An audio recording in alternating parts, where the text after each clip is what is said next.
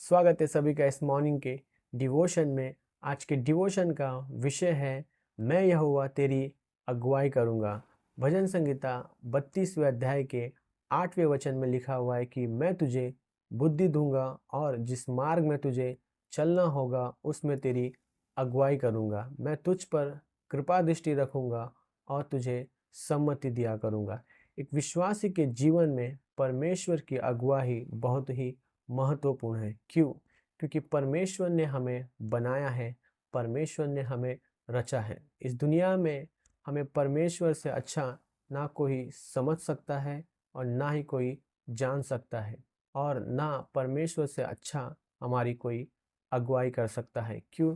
क्योंकि परमेश्वर ने हमें ये जीवन दिया है और इस जीवन के बारे में हर एक बात परमेश्वर जानता है। यूहन्ना की किताब उसका 10वां अध्याय और उसके 10वें वचन में लिखा हुआ है, परंतु मैं इसलिए आया हूँ कि वे जीवन पाए और बहुताय का जीवन पाए। हम देखते हैं कि परंतु कितना महत्वपूर्ण है परमेश्वर की अगुवाई में चलना।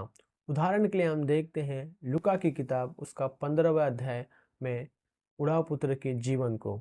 उड़ाव पुत्र अपने पिता से अपने हिस्से का सारा धन संपत्ति लेकर दूर देश को चले जाता है और वहाँ पर वो अपना जीवन इन चारों को सौंपता है ताकि ये चार उसके जीवन की अगुवाई करे, उसके जीवन को संभाले।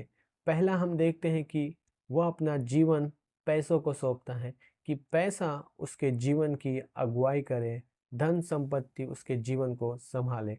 परंतु हम देखते हैं कि एक समय आता है उसका सारा पैसा, उसका सारा धन समाप्त हो जाता है और उसका जीवन जाकर एक व्यर्थ स्थान पे रुक जाता है, जहाँ पर उसको सूअरों के साथ रहना पड़ता है और सूअरों का खाना खाना पड़ता है, और जहाँ पर हम ये देखते हैं कि पैसा, धन संपत्ति भी उसके जीवन की अगुवाई नहीं कर पाती।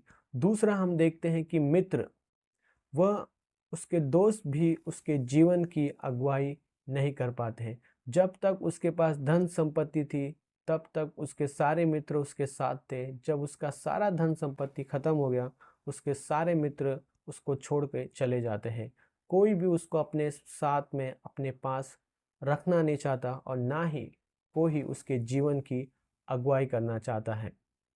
तीसरा हम देखते हैं कि संसार, वो अपना जीवन संसार को सौंपता है कि संसार उसके जीवन की अगुवाई करे।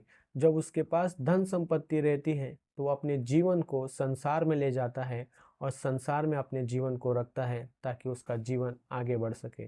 पर जब उसका सारा सामान खत्म हो जाता है तो संसार भी उसको अपने से दूर करने लगता है और वो अपने जीवन में एकदम अकेला हो जाता है, निराश हो जाता है। चौथा हम देखते हैं कि वह खुद भी अपने जीवन की अगुवाई नहीं कर पाता है। वह अपना सारा धन संपत्ति व्यर्थ चीज़ों में, व्यर्थ वस्तुओं में उड़ा देता है और अंत में उसका जीवन इतना बिगड़ जाता है कि उसे सूअरों के साथ रहना पड़ता है और सूअरों का खाना खाना पड़ता है।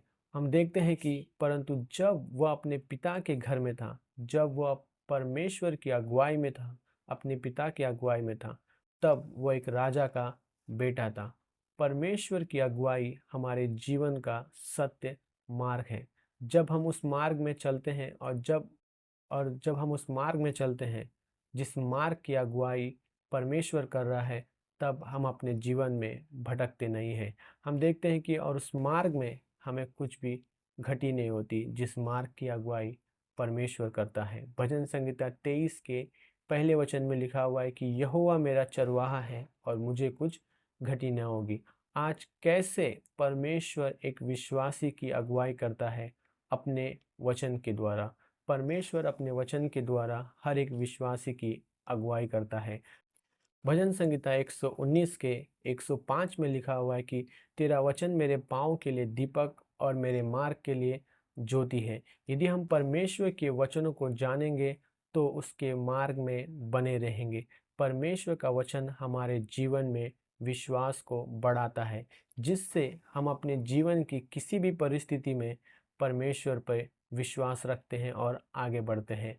जीवन की किसी भी परिस्थिति में, किसी भी हालात में हमें अपने आप को, एक विश्वासी को अपने आप को इस बात को याद दिलाना है, इस बात को दिखाना है कि परमेश्वर उसका चरवाहा है, परमेश्वर उसका अगुवाई करने वाला है, परमेश्वर उसका चरवाहा है।